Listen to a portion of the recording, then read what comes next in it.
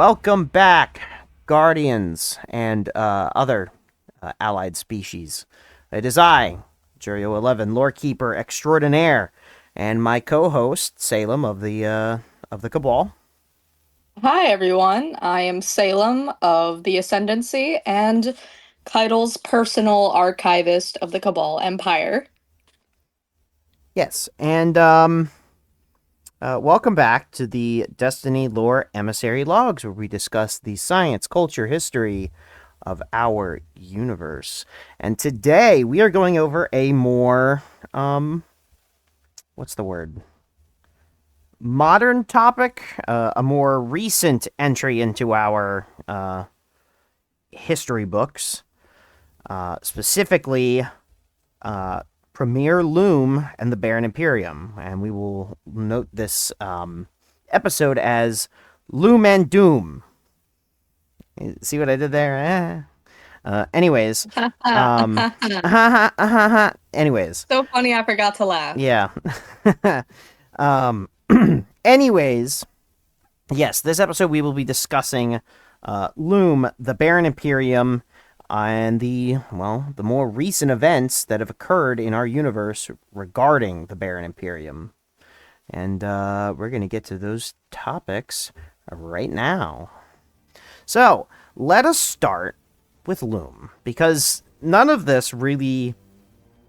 We can't discuss the Barant Imperium without discussing Brachus Lume, or at least that's what he was under Keitel's ascendancy, but his title now is Premier Lume. So, let us go over his personal history. Now, I don't know, Salem, if you two ever interacted with each other since... We have, actually. Really? Believe it or not. Believe it or not. Interesting. We have interacted once because we did indeed train under the same, I guess you could say, Primus. Okay. The thing is that Brachus Lume at the time was more experienced than me because, again, during my deployment, personally, before the accident, I did not have a title yet. He already had the rank Brachus before me. Okay, very interesting. We didn't get along, if you really want to know personally. We didn't really get along. Well, I could assume that, considering his proclivities and his opinions over the Cabal and Keitel. So. Oh yes, absolutely. So for those who don't know who Premier Lume is, he was a Brachus under the direction of Keitel, and more specifically, his real service began, or at least his documented service begins. Whether or not he was in service to Keitel beforehand is unknown, but at least documented his first interaction between the young wolf and some of us would have been his time in the derelict Leviathan, aiding Empress Keitel and the young wolf to fight the Nightmare of Dominus Gaul in the what was it, the Sever missions? I think that's what the young wolf calls them. And anyways, he was there. He was helping, and he obviously both the encounters with Dominus Gaul. He survived. This was his first appearance, and he wasn't really this established figure just yet. In fact, during this time, he was an adolescent. He wasn't very established yet outside of his title, Brachus. He was very, what's the word? He was fresh. He was a freshie. He was a blueberry, as some of the Guardians would like to refer to people with his skill set. Anyways, there would be a major event in his life later on, before his disappearance, which would be only described as his invasion or his assault on the Savathun's throne world. him and a bunch of other Cabal, which I assume were led through Keitel's order, attempted to assault Savathun's throne world. Apparently, this did not go as planned. What happened, according to the reports, is that during the battle, and during this assault, he had hive shrapnel lodged into his abdomen. This caused him to no longer be able to fight, and unfortunately, city warlocks and medical frames were unable to remove the shrapnel from him without, obviously, his death. So, he was unfortunately discharged from active field duty at this time. I'm sure Salem has some personal feelings about a similar incident. Absolutely. It's something that Cabal would not like to have happen to them. Like, we would rather die in battle than to be forced not to even partake in the fight. But Right. if the Empress sees fit that we cannot serve the Empire in battle, I at least found a new way to have my servitude worthy, unlike Premier Lume. So, during this time, Premier Lume, after getting wounded in action, he grew resentful. He viewed... And impatient. And what? Impatient. Yeah, impatient, more resentful, I would say. Not specifically of the Cabal or, surviving, but his hatred started to manifest towards, I guess would be a better words, bureaucracy, politics. He was not one for the political machinations of the Vanguard or even Keitel.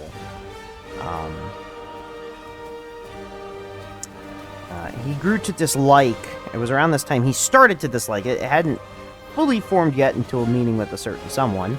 But he started to resent both the Guardians and the Vanguard and Keitel for, bureaucracy, and specifically Keitel's seemingly abandonment of Tor Bottle in favor of the last city. Now, I'm sure that this is... She never did. Yeah, and even though she's still in the system, I'm sure that Keitel still wants to reclaim Tor Bottle at some point. I don't view that as very much she's abandoned Tor Bottle. That is what Empress Keitel promised to her people. She promised and vowed that we will take back Tor Bottle. Just due to circumstances right now, I understand why we cannot go back at this very moment. Our numbers are low. We may be allied with the Vanguard, but even then, we do not know what's happened to Tor Bottle right now. Correct. What's the dangers on it? What's going on? Xivu Arath has taken over that planet for several years now. We do not know if we are even prepared to even go into the battle of something we do not know of. For all we know, it might be a war moon at this point. It might. Or Xivu Arath may have destroyed it, and it may just be a planet of dust. Right. So Keitel still wants to go to Tor Bottle, but Lume at this time, who was stripped of his rank of Brockus, he was just known as Lume, he resented that. He resented the collaborative relationship between Keitel and the Guardians. Now, this is not to say that he was all for, Callus, for example. He hated Callus just as much. He still thought that he was a opulent witness sycophant. When it came to his aspirations, he wants the Cabal to be more like the Cabal of old, before Keitel, before Callus, when they, and for lack of a better words, worship the sun. Now, for those who don't understand Cabal history and lore, the Legend of Acreus. The Legend of Acreus, the first emperor who conquered the sun of the system of Tor Bottle. So it's he still has that reverent old ways, but he doesn't agree with Keitel in her diplomacy and her bureaucracy. So he's very much he views himself as a man of action. Now, all of this was not on old ways and new, I guess you could say. She understands that diplomacy is very exponential to even make it this far in the Sol system. Just clinging on to old ways, it's proven time and time again that it will be failure. Gull is a example. He followed too much of the old ways, and look what happened. He died. Consul followed too much of the old ways. He died. Callus tried to change too much. She probably didn't die by our hands, but yeah. Munarath still followed the old ways, and died. I guess I'm not personally positive, but maybe Savathun took advantage of that, and now she's dead. So exactly. Now, these emotions that Premier Lume would feel and would gestate were pretty minor for a time, but they really elevated and really got bad when he met a magnate by the name of Nazaire, we're going to call him. That's his name, but I don't know the exact translation. Or the correct pronunciation, I should say. Anyways, Hex Mechanica was holding a weapons trial for a battle rifle platform. And Lume was invited. Now, while he couldn't participate in the front lines for the Cabal or the Ascendancy, he could do other important tasks like weapons testing. Now, it is to say that I will say this for all of those Cabal listeners out there. Just because you are not in service on the front lines to the Cabal Empire does not make you a worthless Cabal. The Cabal still need armor smiths, weaponsmiths. They still need their knowledge holders. They still need their quartermasters, their chefs, their storytellers. They still need... Just because you are not part of the war side of the Cabal does not mean you aren't Cabal. And this is to say, and I say this as somebody who knows a Cabal, obviously Salem, who isn't frontline Cabal, but she's still very important to her empire. But I also say this to prevent Cabal from going down the same route that Lume went down. Just because you aren't on the front line doesn't make you not important. And I think Lume lost that. He just didn't feel that he was important because he wasn't on the front line. And this sense of perhaps self-hatred? Perhaps. Or resentment. Take a Cabal that is on the frontline field. Just because they aren't fighting right now, does that make them worthless? No. For any Cabal that are honorably discharged, such as myself, am I worthless? Just because I'm finding a better route to help my empire? No. No. And not only that, but the culture of the Cabal still needs to stay alive. You know, not all Cabal culture is driven by war. Some of it is by story, art, tradition. Recipes. Everything has to... Being a part of the Cabal Empire and contributing in any way that you can is important. Unfortunately, Lume grew resentful, and his time with Nazaire, or Nazaire, we'll call him Nazaire, they would grow a friendship. This human, he was a magnate, son of a higher-up at the Hex Mechanica, this Nazaire. And during their time together, he would, his feelings of being sidelined and feelings of resentment towards Keitel and bureaucracy and diplomacy would only worsen. To the point where he grew this idea that Keitel was putting the human interests before the Cabal ones. And at the end of the day, I'd have to strongly disagree with this, and I'm sure Salem would also disagree. I would disagree. Just because you want the best for humanity doesn't mean that it's also the best for the Cabal. I think that, we're very good allies now, and I think that if one decides to help the other, I'm sure the backs could scratch once together. I feel that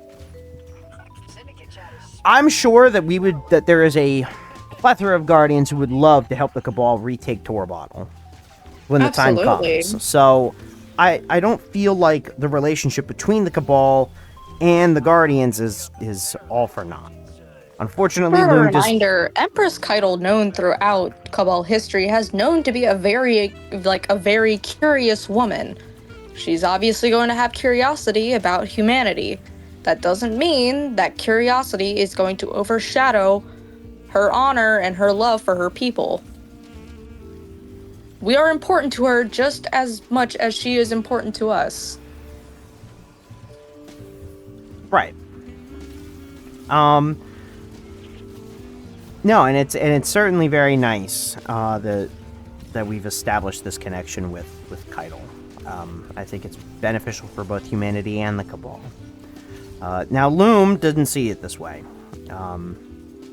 And before the invasion of Neptune, when Callus made his giant return to the system, Lume would attempt not one, but multiple different desertions from the Cabal. First couple times he was stopped, but eventually he would vanish, along with a simple squadron.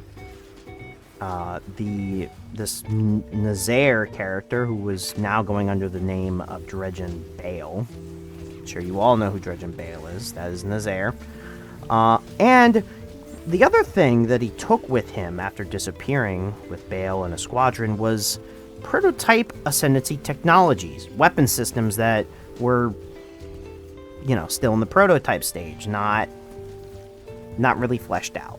Now, here's what happened, because this is important for the history. Six, the member of the Nine, who was, in a sense, and I'm going to try to put this in a way that makes the most sense, who was courting and grooming Bale to be his weapon, and potentially even his avatar, was able to create a time dilation, a little pocket universe of distorted time for Lume and the squadron and Bale and the technology stolen to hide inside. Now, when they entered, time obviously was distorted. So while 3 years passed in our time, decades passed in their time. So with the decades that they had to accrue their forces and develop their technologies, by the time they returned, this new group, this new faction, was far more powerful and made them so much more of a threat. And no offense to Keitel's ascendancy, but this arguably made them one of, if not the most technologically advanced Cabal faction. They had decades of technology on their hands. So the technology that they stole was technology that used various different things, including strand energy, energy that was taken from... Mind you, it's stolen tech, by the way. Oh, very much stolen tech. They stole it from the Ascendancy. But technology that had been in development and that had certainly used technology not just from the Cabal, but from Earth scientists as well. They took this technology, this prototype, put it in this time dilation with them, worked on it, accrued their force into this giant army, and then came out, and now they are the most technologically advanced Cabal faction there is in the system. No offense to... Just because they are very technologically advanced does not make them... Superior, no. Superior, yes. No, and I wouldn't go as... They have major flaws, and they can crumble from the inside just as much as from the outside. Correct, and they have their own issues to worry about and their own interfactionary divisions, but we'll get to that in a minute. Regardless, technologically, they are the most superior. Technologically, not overall. I will agree with. I'm not going to argue it when it is true. Now, as much as I hate to say it. Yeah, and obviously my ego will not allow it. Yes, and as much as I can commend Lume in a sense for being able to become so technologically advanced to get these brand new weapon systems, including blasters and energy-based weapons instead of ammunition-based weapons. That being said, I still don't think they're superior because they have issues. They have factionary issues. There are several arguments alone from what I've gathered from the inside that just makes them discombobulated as a faction. Correct.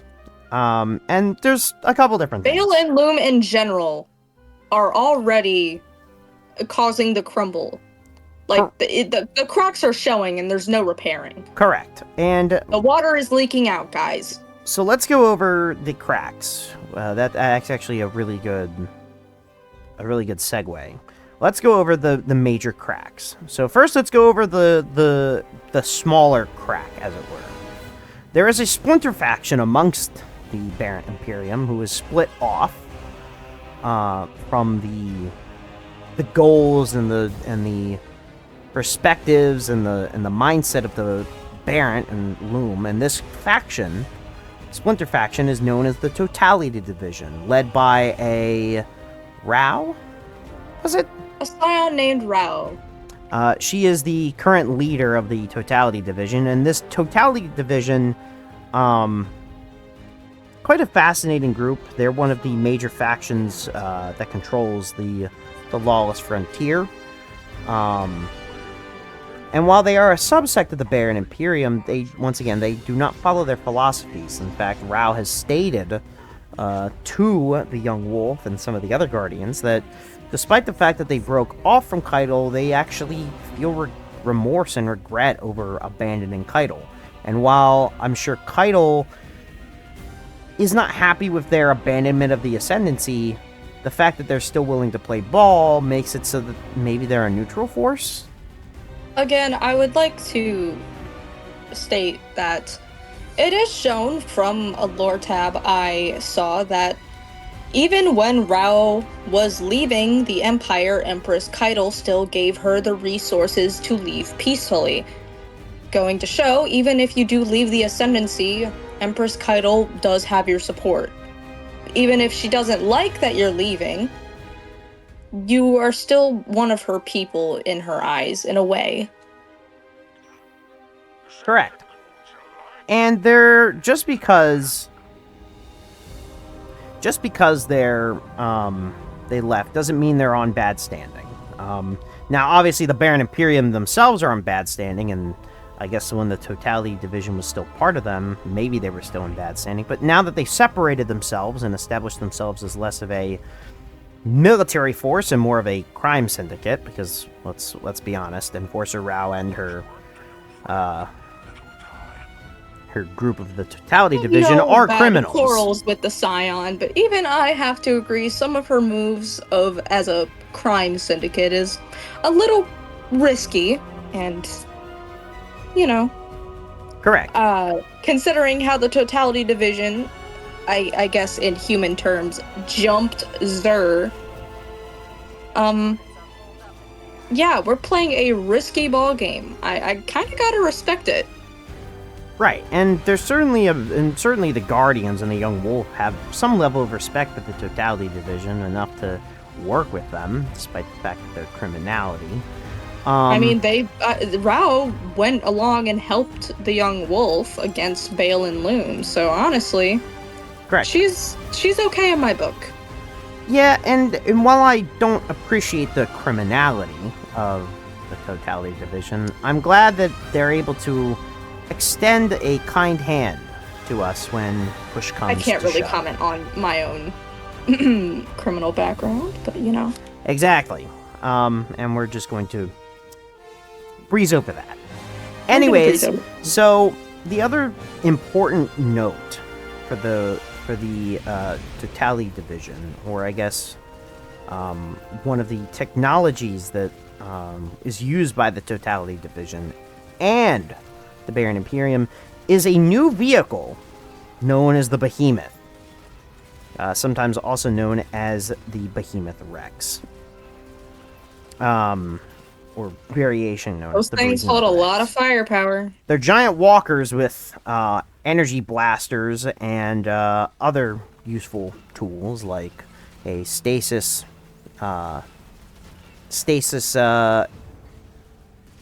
What's the word? A stasis weapon that Blast? freezes targets nearby.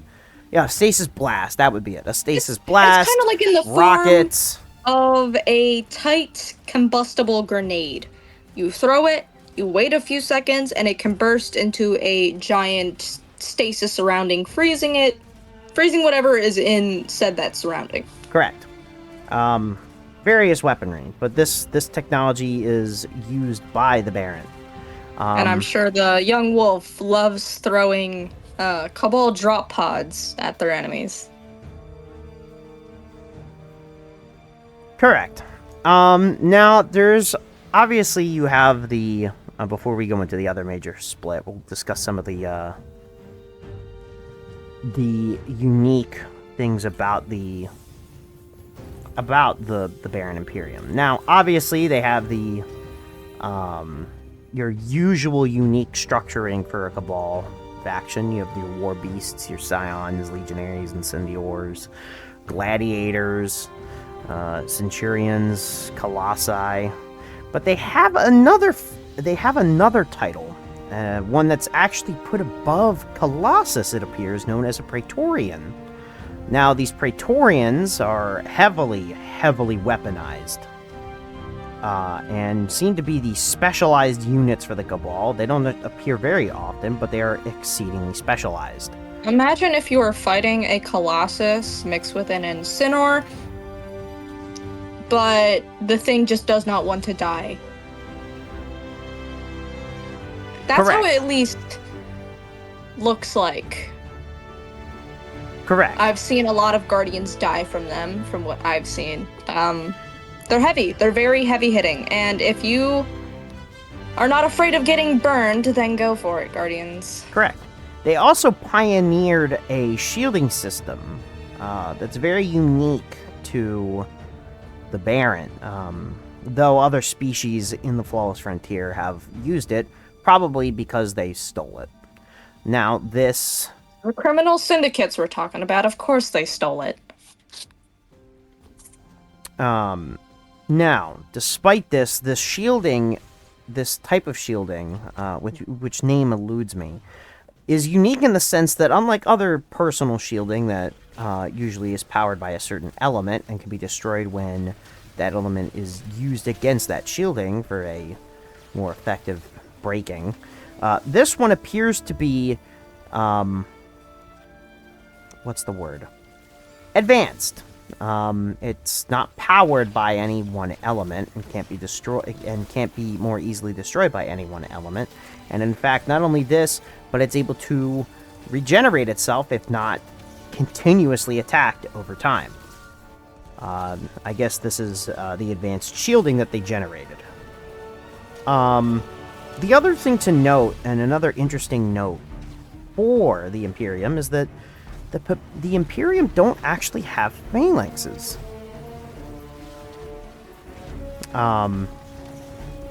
This is likely in relation to the fact that they developed this new shielding system. But very interesting that they don't have phalanxes. Certainly an interesting note. Now, obviously, they also have other stuff. They have... Well, they technically do have phalanxes, Jorio. The young wolf kind of already encountered them during the loss of Bale's hand. Correct. So those are actually... So funny enough, and that's it. That is a good note, because it was later specified via accounts that those aren't actually phalanxes. Those are legionaries holding energy shields, not phalanxes. which is certainly All right, something. so we're obviously going off of the fact that the Barant Imperium is also not giving proper titles to their soldiers. Awesome.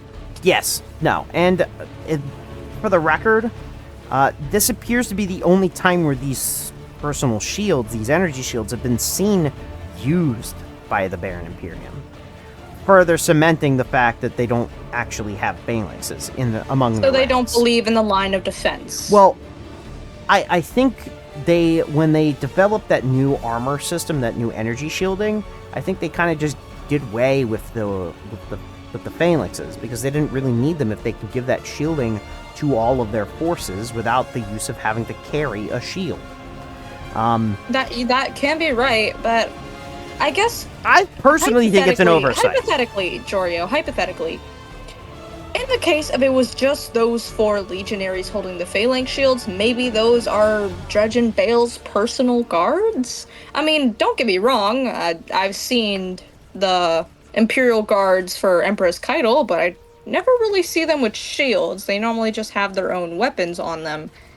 So I guess this is a weird way of Dredge and Bale having his own personal guards. Correct, and granted, it would make sense considering that he is a human and not a guardian. I think technologically wise, the Barant Imperium, I guess, figured that considering that they could apply this new shielding technology to anybody and any person within their ranks, that they didn't really need phalanxes. Personally, I think this is a blunder, because the phalanxes serve their purpose. They're a defensive force. If everybody's defensive, then who's actually being defensive? You know what I mean? The phalanxes in the Ascendancy are supposed to be the front line. Correct. And they're supposed to be a defensive force, but if everybody has access to that technology, is it really that specialized and useful? And if you ask any of the Guardians, or even the Young Wolf, about their experiences with these shields, they're not all that impressive. They can be brought down pretty easily, and when they do, they disorient. I will admit, our technology probably downgraded a little bit from our previous Scout Legions with their own phalanx shields, because those are boy, armor instead of energy. When I heard Tom saying how Guardians got so mad over a dust giant shield getting in their face and not being able to get past it, I couldn't help but chuckle. Yeah, I think they downgraded a little bit too much with the Barant Imperium, but oh well, their loss. The other major just getting rid of them quicker. Fair. Now, in terms of other stuff that they had access to, they obviously had access to technologies like the Scorpius. They have, obviously, we discussed the Behemoth. They have a couple Goliath tanks, some Threshers, shuttles. I wanted to mention this to you. From the relays back from the Young Wolf, it shows that traversing through one, I guess the one place to beat Harrow and Dredge and Seer, they described that there was a Goliath tank in the middle that looked severely different from ours. Yeah, my assumption is that their Goliath tanks are outfitted with newer or more advanced technology, and perhaps that's why it looks different. Let's just hope it's not going to be too much of a problem. It wasn't functional when the Young Wolf encountered it in their raid on the Malthus Contemptus, but there is two pieces of technology that they have that are also new. One is a specialized thresher that was used by specifically Bale. It appears to be just better at starfighting, and maybe also even has though stealth it looks like it technologies. can be easily caught on something, in my personal opinion. That, and it was also destroyed by our resident drifter in a starfighting battle. But the last piece of notable technology that they had was something known as the Nightfall Station. This giant super weapon, which, funny enough, resembles a little bit like the Almighty. A little bit. Not they're not one-to-one scales, but it's reminiscent of something like the Almighty. This super weapon was able to... This super weapon, of which the Guardians would destroy when we get to that, was able to use eclipse energy, an energy that Premier Lume himself has integrated with his what's the word? Life support systems to prevent, allowing him to actually fight and make sure that the shrapnel located in his abdomen doesn't kill him. This eclipse energy, energy granted to the Barant Imperium by the members of the Nine, specifically the Outer Nine, and it'll have to get its own scientific discussion at some point, and we'll get to that soon. But to say the least, it was an energy that was used against Guardians to basically strip them of the light and thus killing them.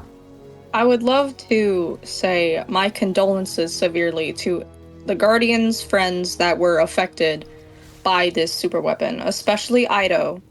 My heart goes out to her. I hope that whatever happens, she doesn't have to go through something like that again. Correct.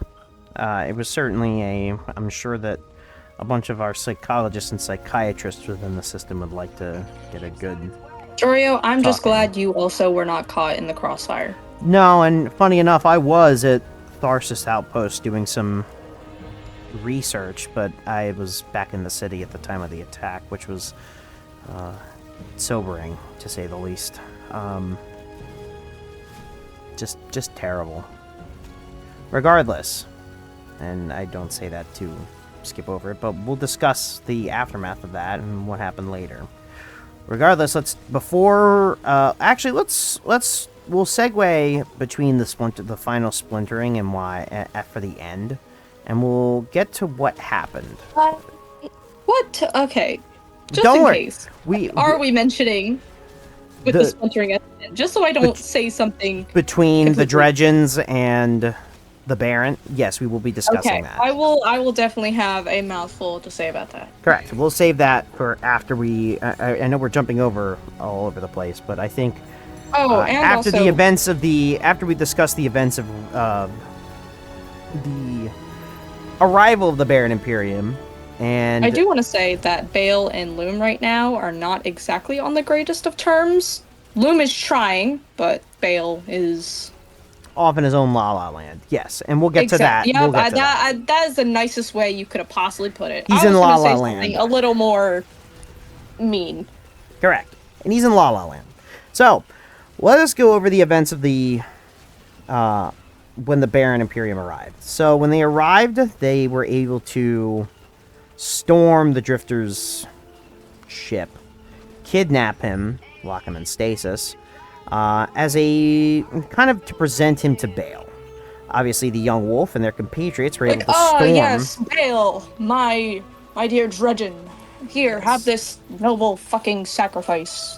Well, he wanted to interact with one of the Dredgens, the original Dredgens, not this new sub group of Dredgens that have just recently started showing up. Which we've actually talked about the Dredgens. Any of you have been keeping up?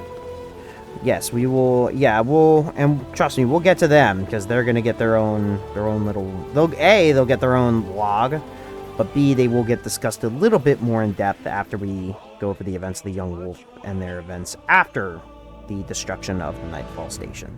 Anyways, the Guardian, the Young Wolf in particular, and their compatriots save the Drifter with the help of Eris Morn, Nor Mahal, and Ido, who stopped Bale in his tracks, saved the Drifter. They went to the Tharsis Outpost, worked with various syndicates, including the Pikers, the Tharsis Reformation, and eventually the Totality Division. Around this time, Lume and Bale used the Nightfall Station on Tharsis Outpost, destroying all Guardians and Ghosts at the site. It was any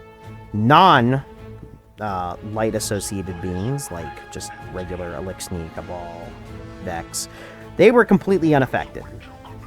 And after the deaths, it was very nice to see all the syndicates come together to help with the dead. Tharsis Reformation in particular definitely gets a bit of a footnote. They were willing to catalog and make sure that we had a complete record of who unfortunately perished during the events. So, shout out to all of the syndicates. You are all, even though you're all criminals, the Vanguard is at least thankful of your efforts. Obviously, the Young Wolf and their compatriots and other Guardians were completely blindsided and furious over the death of their brothers and sisters, and proceeded to even more fiercely attack the Barant Imperium, Lume, and Bale.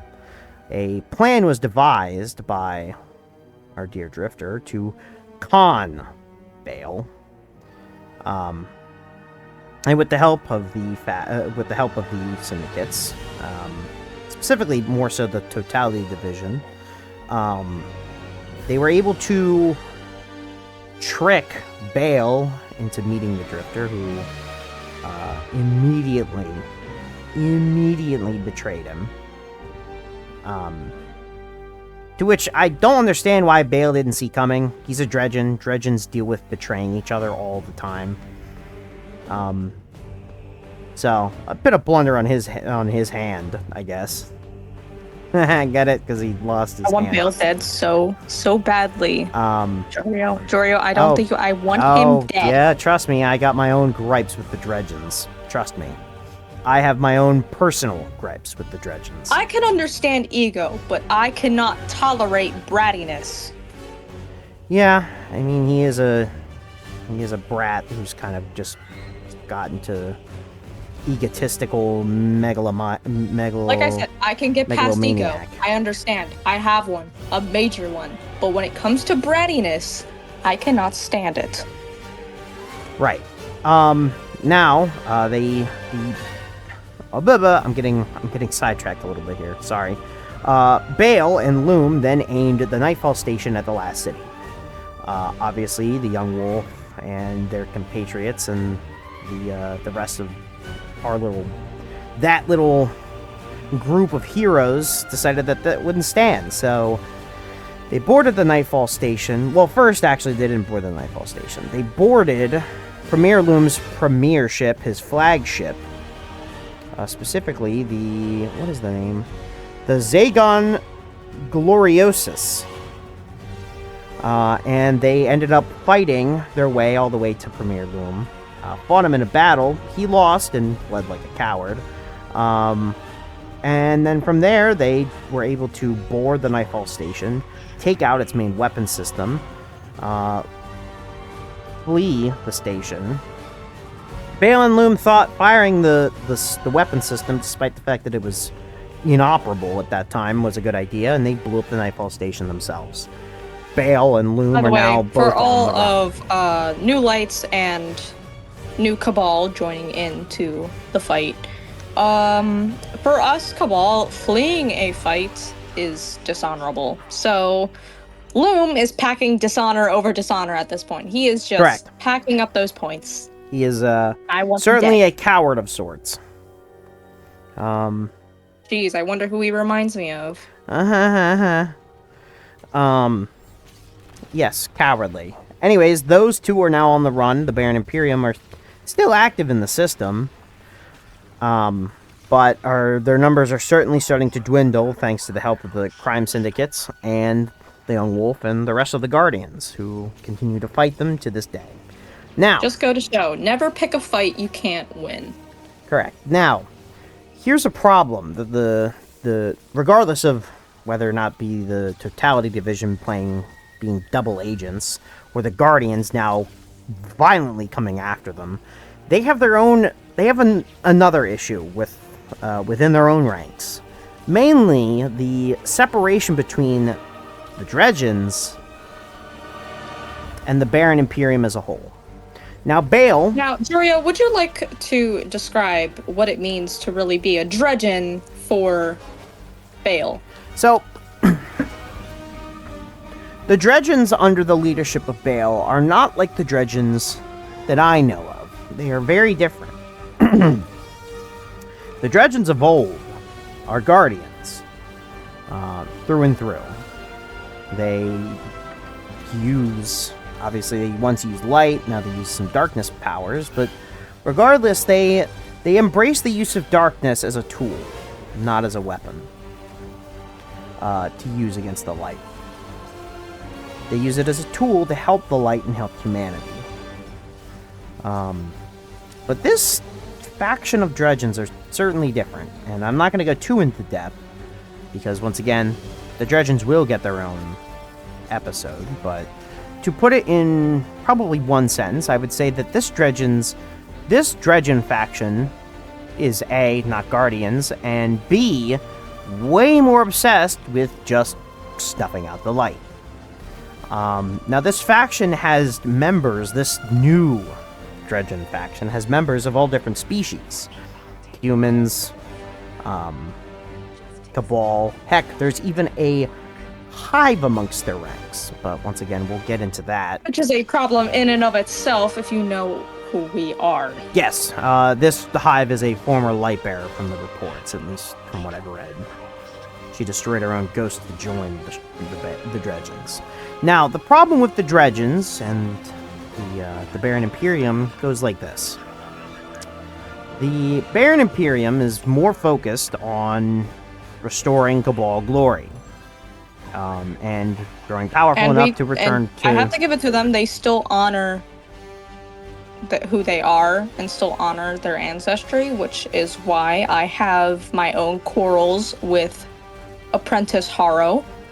Correct. And Harrow was an apprentice dredgen. He was growing to become his own dredgen, but the dredgens, on the other hand, while the Barant Imperium more focused on elevating the Cabal, bringing them to a sense of power, and perhaps eliminating Keitel and going back to Torabottle, I would love to see them try. This is just their goals. I'm not stating that this is going to be what they eventually do. This is just their goals. I know. I'm just saying, I would love to see them try. See what happens. I will love to sit back and watch. They're already suffering. Now, this is different than the dredgens' goal. The dredgens' goal is to take vengeance on the light. They hate the light, they hate the Guardians, and they hate the Vanguard. So at the end of the day, they just want to grow more powerful so that they can destroy the Vanguard. And this clash of ideals of whether it should be Cabal supremacy and going back to Torabottle, or taking vengeance on the light and destroying the Guardians and the Vanguard, is certainly causing some clashing. Notably, especially with Lume, like from what the Guardian has told me, the young wolf, it seems like Lume was already on an irritating edge with Harrow due to Harrow's like drastic change of ideals. Especially when Harrow abandoned everything that his family set up for him. Like, for example, Harrow abandoned his mother's bow, or crossbow from what Guardians like to call it. That is pretty dishonorable. Harrow also just he abandoned everything like his family stood for, what the Cabal stood for, and Lume was understandably pissed and was very agitated. And with that, when you have some of your own people, your own Cabal, leaving your ideals, or the Cabal, or what his Cabal ideals are, and leaving them completely for another that goes completely against what yours are, that is one of the major cracks that are going to make the Barant Imperium crumble. Right. And Harrow is one part of the problem. Obviously, you have Cabal defecting to the dredgens. The other problem that they have is that the Dredgens keep killing the Barant Imperium. They do. They just view them as test dummies. If they're not there to help the Dredgens, they're there as test dummies to use their might against. And Lume's got a bit of a problem with that. He needs soldiers, not, he doesn't want his soldiers and his legion to just be destroyed from within by fanatics, as he would. Lume tried to talk to Bale about it, but obviously Bale wasn't hearing it. And then now Lume's getting agitated. Lume's trying to communicate with Bale. Bale's not hearing it. Bale's getting mad over Lume's attitude because Lume doesn't like his soldiers being killed and also doesn't like the fact Bale refuses to talk to Lume about, military, what's the next step, etc. It's not a good look, guys, and this is... I don't see the Barant Imperium ever going far, especially when they're practically destroying each other from the inside out.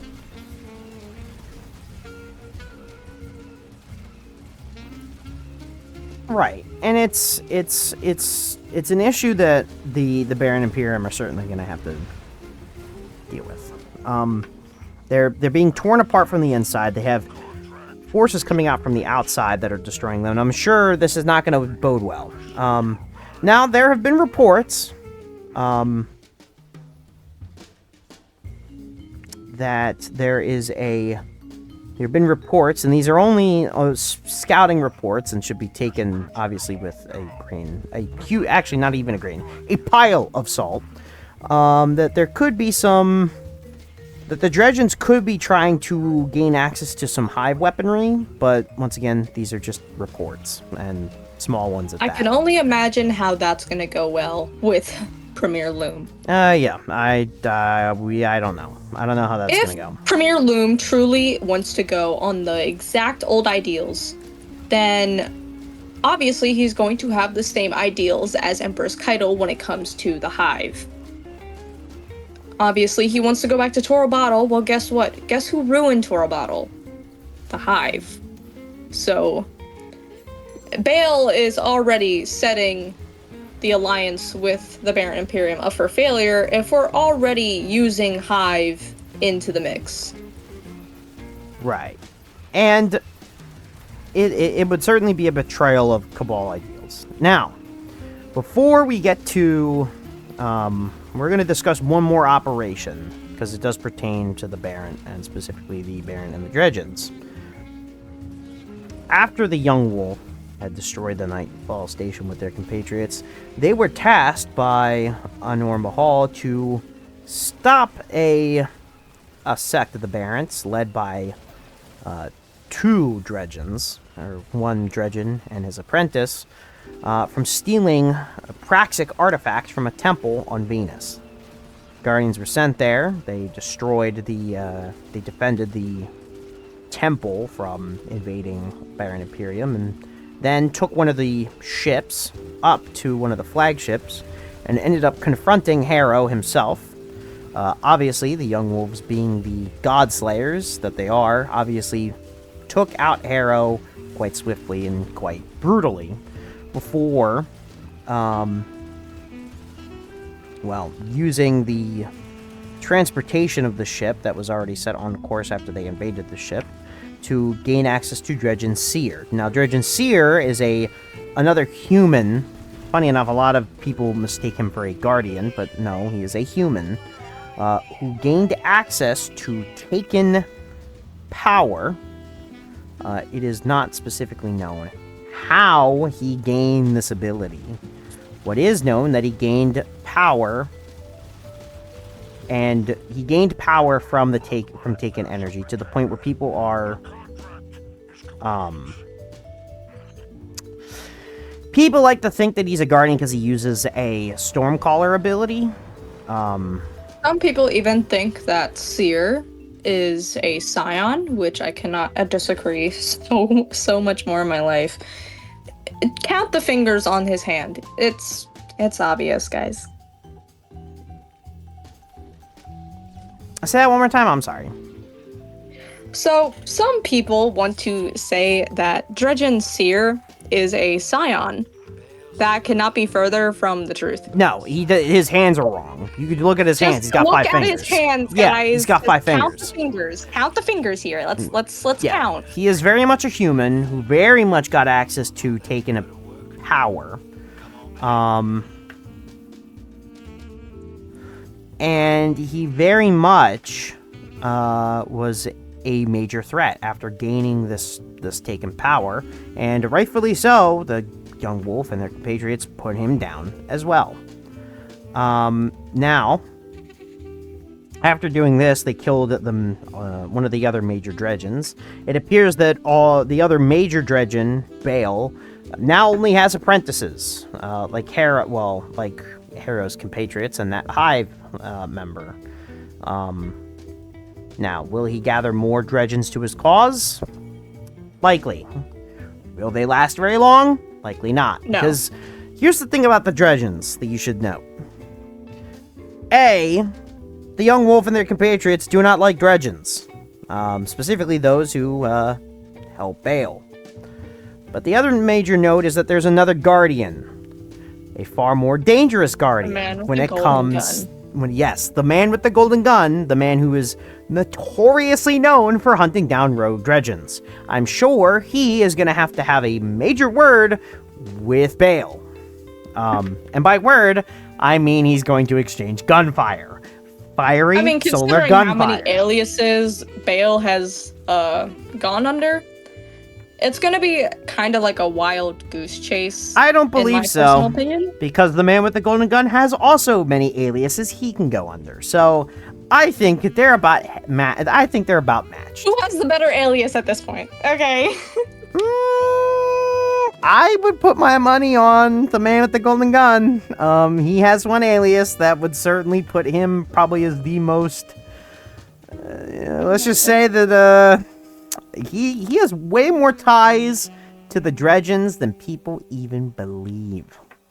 Regardless, that is kind of the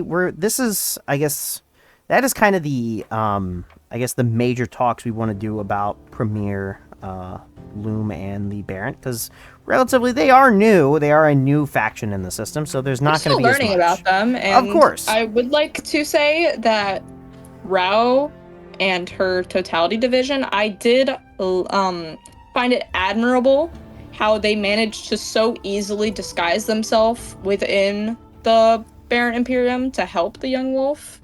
Oh yeah. Well, they were a faction of the Barant. To show how easy it is to infiltrate the Barant Imperium. Yeah, pretty much. Now, this next section, I am going to break the fourth wall because we have to, when it comes to discussing anything involving renegades, and yes, I know our dear friend Salem, aka Addie over here, is probably not going to be that much interested. So, Addie, if you want to tune out, that's okay. I know you're not very interested in the source material. Just to make sure everyone here understands, hi, Addie here. I strongly dislike Star Wars. Oh no, throw your pitchforks and... It's okay. Everybody's allowed to have their own opinions. I happen to like Star Wars. But not everybody's a fan of everything. That's kind of ironic, because Destiny 2 is basically exactly like Star Wars, and I'm just like... Not really. They're not the same. No. Sure, it's a lot of stuff happening in space, but that's really it. Yeah. I personally don't like Star Wars. I could never get into it. That's fair. Hate to anyone who does like Star Wars. Obviously, I mean, me and her are friends, and I love Star Wars. So, and she can, if you want to, I mean, obviously, Addie, if you want to tune out, that's fine. I will be discussing quickly the inspiration for the Barant Imperium and probably some analogies and who could be representative of what. So, I'm going to get right into that right now. So, obviously, for those who don't know, Renegades, Destiny 2 Renegades, is a Star Wars inspired DLC. And because of this, some of the enemies are going to be based on Star Wars enemies. The Barant Imperium and the major players in the Barant Imperium are very much based off of the Empire, the Galactic Empire. Obviously, the Barant Imperium, they're stormtroopers. They have white and black armor. This is obvious. In fact, it goes even farther than that, because when you're fighting yellow bar enemies within the Barant Imperium, they have that little orange thing on their shoulder, which is similar to what the commanders of the stormtroopers have.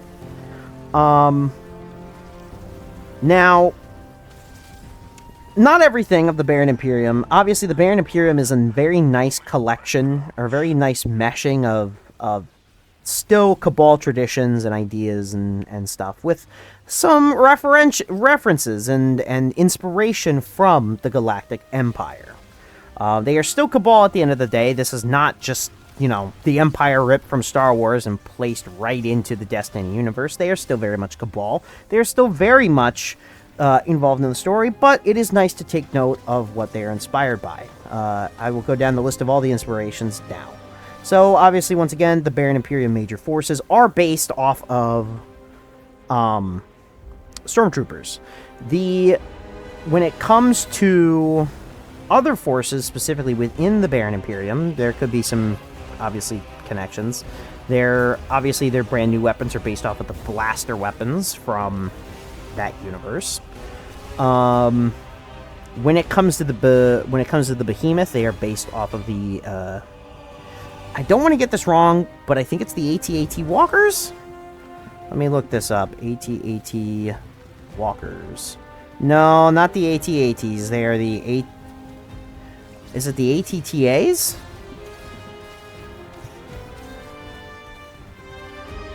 No, anyways, regardless, they're based off of the Walkers used by the Empire and the Galactic Republic, which was the group before the Galactic Empire. The Praetorians could be based, if you want to make it go so far, they could be based off of the Dark Troopers, or the specialized units within the Stormtroopers. Obviously, they are specialists, and they are heavily weaponized, and some may even think that they could potentially be like cyborgs to an extent. Now, this is obviously not confirmed.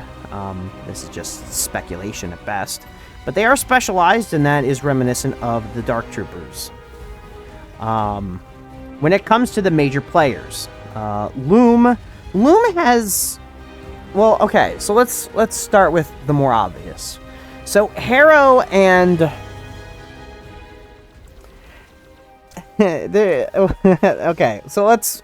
actually, let me go back. We'll tackle them one at a time. Dredge and Bale, very much inspired by various beings in the Star Wars universe. The primary one being Kylo Ren.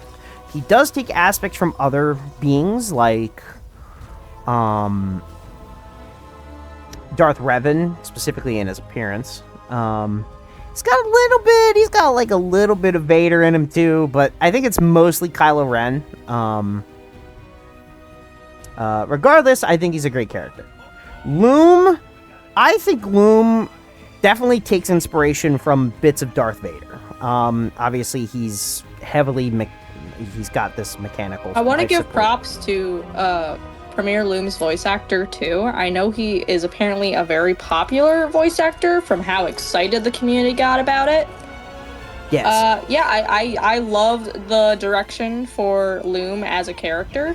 And shout out to Alex Lee as well. Alex Lee is the voice of Dredge and Bale. You did a fantastic job of making a character who we are so happy to hate. But good job. Absolutely. Very good job. Even if we're going, past my character, my beautiful Cabal Salem, which I put so much effort into, by the way, Bale is just a character, I could never see myself even feeling an ounce of remorse. Brother, we get it. Your mom died and she forgot about you when she became a Guardian. Cool shit. My mom died when I was 10, and you don't see me hating Guardians. Right. And it's certainly this... And it's... I think when it comes to the character, I think Alex Lee did him really good. He did him really good voice actor. By the way, just because we don't like characters in lore, we can enjoy characters from an outside perspective, being like, hey, this character's written really well, but he's written to be hated. But he's written really well, and his voice actor was really good.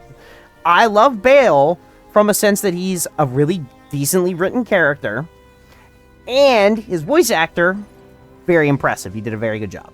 Now, going back to the Star Wars references, which I know Addie doesn't like. Real quick, by the way. Real quick. Bale, as a character, I cannot wait to actually see more of Bale, because even though I really didn't like how little, screen time he got and how little he really talked, Especially the fact that Empress Keitel had no lines during Renegades. I was so sad and disappointed about that, because Bale was talking so much shit, and I was expecting her to be on comms like, what the hell you just say? But no. But hopefully, praying to God here, hopefully, Bungie will let them have their own possible either smack talk or showdown. I just want these characters to actually talk. I want to understand the dynamic of both, especially how Keitel is as a character, because Keitel, she can be an understanding woman, and she tries to at least understand, but if she already has a set opinion about you, don't expect that opinion to change anytime soon, and I would really love to see her dynamic with Bale. And Lume, Bale and Lume, because again, I feel like she would probably make a jab at the fact that Bale is using Hive stuff and Lume is falling right into his hands. Right. And I would hope that maybe they get some interaction with maybe they get some more interaction when it comes down to Shadow and Order, or whatever it's going to be named in June. Absolutely. So I'd like to see that. I also would like to see that. Now, I'd also like to at least see Empress Keitel comment about Rao and the Totality Division. She doesn't have to go into full detail. I would just like to say, well, I'm happy that Rao is finding herself and something new for her and her division. She doesn't have to completely support what they're doing or be like, I'm sad that she left, but I'm also just happy that she's doing her own thing, and she's happy with doing her own thing. Right. Doesn't have to be full, Bungie. Doesn't have to be like a whole entire monologue. It'll just be like a throwaway line. A little bit. Just let her comment about it, and I'll be satisfied. Give me a line, and my life is yours. Give me a line. And my life is yours. Is yours. Now, yes, getting back to the Star Wars, because we do have to get back to it. You get back to your Star Wars. Lume very much he's probably got some inspiration by Darth Vader. He could also have some inspiration by Malgus, maybe. Maybe a bit by Darth Malgus, but I think he's... We're gonna have to see when that motherfucker gets more lines. Yeah, we'll see where more of his inspiration comes from. Now, obviously, Dredge and Seer, very much the Emperor. Robes, electric attacks, using the Tegan, which is practically pure darkness. He's very much the Emperor. Which I find funny that Seer is not the master, because obviously in the Star Wars universe, the tippy top of the Empire is the Emperor. It's Emperor Palpatine. But in this universe, it seems that Emperor Palpatine has to take a seat to Kylo Ren's character. Very interesting. Very funny. To a brat. Awesome, dude. Congratulations, you downgraded. A bit. Now, when it comes to Harrow, a lot of people like to think that he is, that he takes a lot from Darth Vader, and I can see that. He's obviously the apprentice of Dredge and Seer, who is the Emperor, and Darth Vader is the apprentice of Emperor Palpatine. So very much referential to that. I think he takes other notes as well. He's not just Vader. Vader still talks, which is why I think they gave more the personality of Vader to Lume. I think when it comes to his personality and how he acts, I think Harrow is more closely aligned to somebody like Darth Maul. Obviously, he has. I mean, from what it seems like, when it comes, I'm sorry. Let me adjust myself. So when it comes to these Cabal characters, again, I am no Star Wars nerd, guys. Please have mercy on my soul for, I guess, how badly I'm probably gonna align this. It's alright, I'll correct you if need be. Okay, cool. So it seems like with all of these Cabal characters in the Barant Imperium or the Dredgen, it seems like a lot of their inspiration has to, like, I guess the intimidatingness goes to Darth Vader, just from how quickly Darth Vader can make a room feel drained of air. Right. I guess if that's the right term to describe what Darth Vader is, because when I was little, I think I had a weird, strange fear over Darth Vader, not just from him and his intimidatingness, but just from like how quiet a room got, kind of like how everyone just kind of just stayed still in one spot whenever he showed up on screen. And it seems like when it comes to Haro, with the intimidating stance, and same with how Lume was introduced when he was basically kidnapping the Drifter, they really know how to make a room just go completely dead silent in a way. Right. And when it comes to that personality, when it comes to Darth Vader, I see more of his personality presenting itself in Lume. Very much imposing, very much From the voice alone, I thought it kind of gave a Darth Vader vibe. Definitely more Darth Vader in terms of personality. When it comes to design, a lot of people like to look at Haro because he's just a full black. Yeah, he's a full black. Full black. But I personally think when it comes to Haro, I see more. If there was one character I see more in Haro than anybody else, it's the Inquisitor. It's the Inquisitorius. I see the Grand Inquisitors in them. They're lower ranking. They tend to have double-bladed lightsabers that are unique. Very much cannon fodder. Their outfits are also relatively black. But they're more so cannon fodder, right? They're not like big names. So I think when it comes to Haro, I wouldn't actually compare him much to Darth Vader, and more so to somebody like the Inquisitors. If we were going back to when I was really interacting with my stepsister, she is a very big Star Wars fan, like, oh my goodness, it's Star Wars all over the place with her. And I remember I'd always go in her room and I'd always like yap about the Cabal to her, like, because obviously I'm a nerd about the Cabal, guys. What do you expect me to do? But I remember she would kind of compare like certain Cabal characters to Star Wars characters, like Jabba the Hutt when it came to Callus. She was like, he kind of looks like Jabba the Hutt, and I was like, yeah, he kind of does. But if we were still like strongly interacting like we were back then, maybe she would have a more stern put down on what characters kind of look like who or act like who. But again, I love my stepsister. We have quarrels here and then, but like sometimes I'm wondering like, I wonder what she thinks of this, especially when Renegades was announced to be like a Star Wars inspired campaign. I was like, oh boy, she would have loved this. Right. So when I look at Hera, I see that. When I think of the Dredgen apprentices, I think of obviously Sith apprentices. The Dredgen are this new faction of Dredgen, very much inspired by the Sith. The old Dredgens, they don't seem like Sith, like the Sith. But these new faction of Dredgens are very much Sith.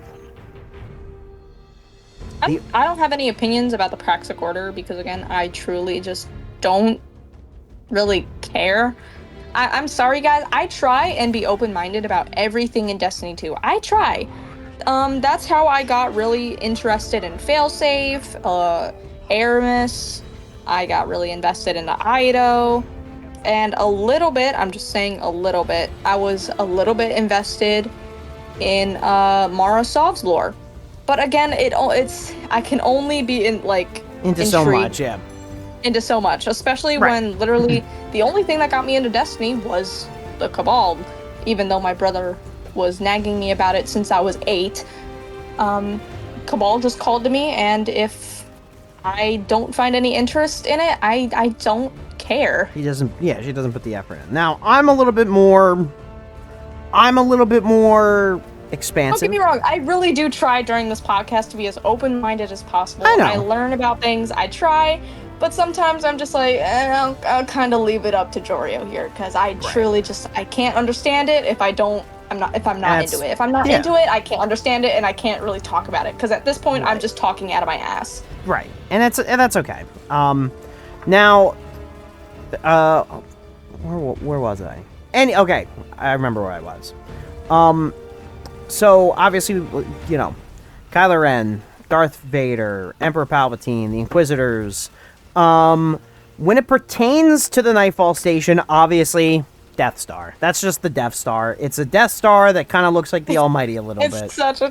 It's literally what it is. I can't even deny it either. Star. Like, I was trying to find anything unique about the Barant Imperium that I can like separate from Star Wars, because again, I just don't like Star Wars. That's like I can't. And I will hate to say this, but even the Totality Division has a reference. Shut up. Even they have a reference. Shut up. In the Star Wars universe, there is a group known as the Zarek. There's a group known as the Zarek Besh, who are a crime syndicate during the Galactic Civil War, which is the time of the Galactic Empire versus the Rebellion. I would rather die than admit it. Now, there is a difference between the two. While they are referenced to each other, there is a difference. The Totality Division is very much, while they tend to be playing both sides a little bit, to an extent, they are very much against, at the end of the day, when push comes to shove, they are against the Barant Imperium. Whereas the Zarek Besh are the opposite. They are a crime syndicate, but they are still, when push comes to shove, they are still loyal to the Empire. So, there's definitely a difference, and they definitely behave differently. But even the Totality Division is in of itself they are inspired by a Star Wars faction, be it small. You'll never make me admit it. Trying to think. The final mission is obviously just a reference to the final act of episode 4 with the trench run. I mean, that's kind of it when it pertains to the Totality Division, or not.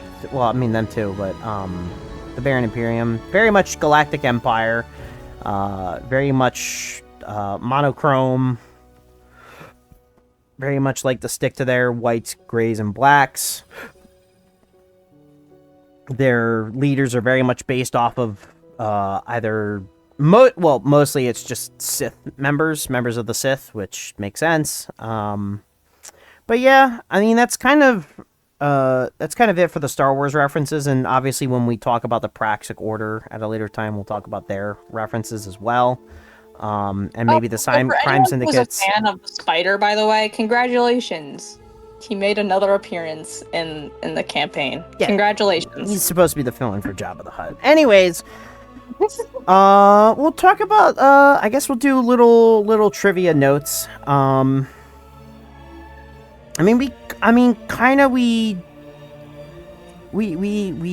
of covered most of the big ones. Be it the inspiration from Star Wars or the fact that they don't have any phalanxes.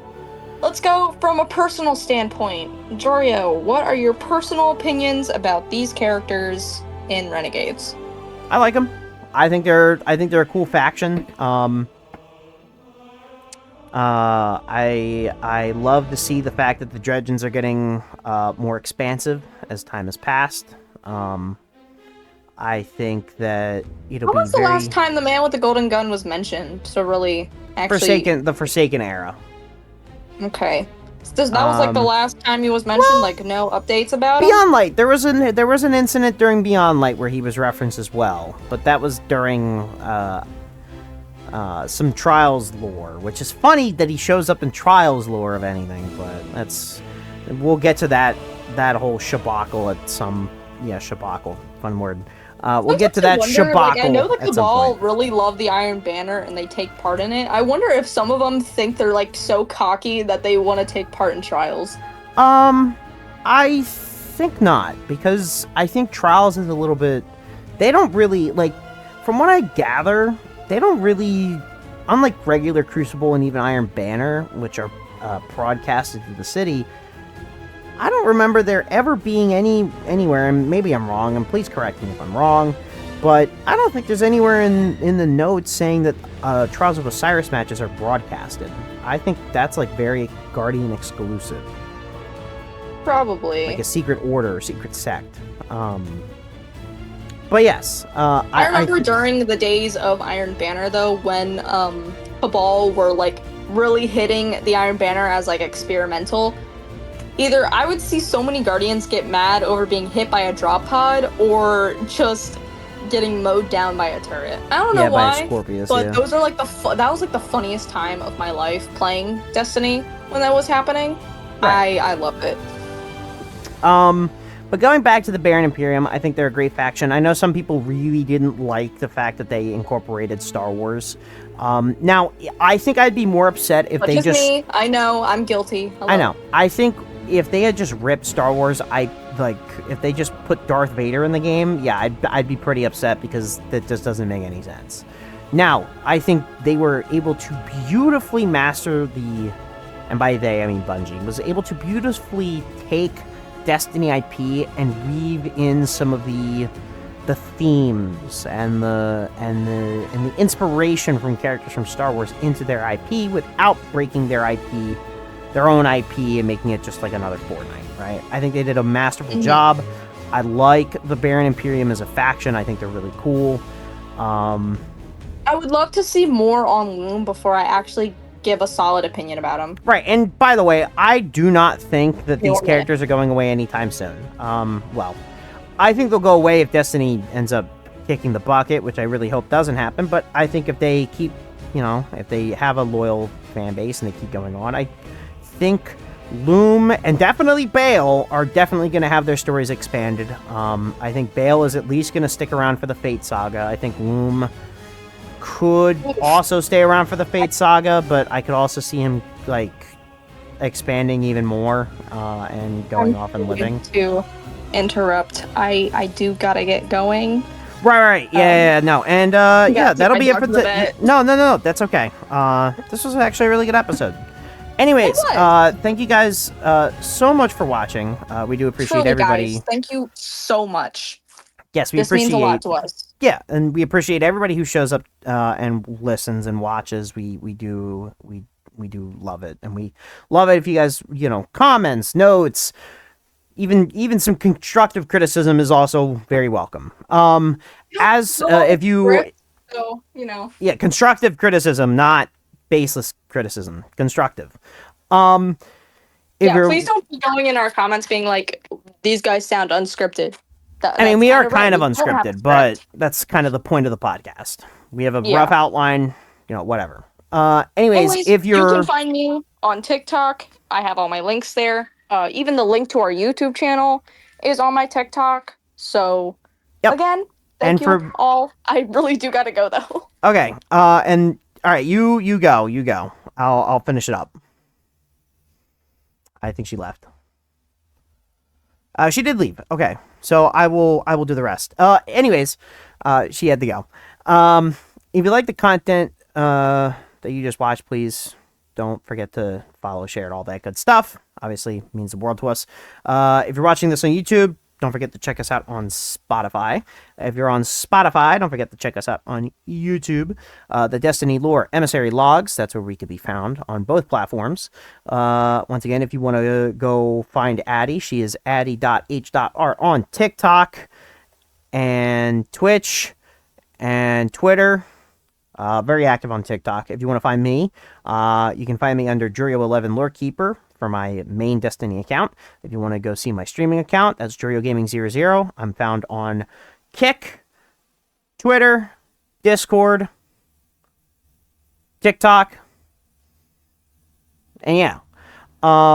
As for the next episodes for the podcast, upcoming episodes include the next episode will be the Collectively Vexing episode where we discuss the Vex collectives. Might be a little bit boring for Addie, but we're gonna plow through it. Then we got the Science of Subclasses, very interesting. The Ironwood Tree, which is and I might rename the episode, but that's the Iron Lords, and then the 3-part episode trilogy of the origins and story of the Dredgens, the original Dredgens, not this new faction, the originals. So yeah, that's gonna wrap it up, and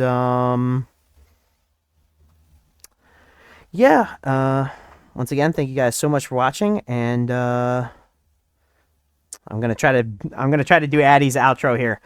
We drink We eat the mountains, we drink the seas, and we will conquer the stars. See you Starside, Guardians.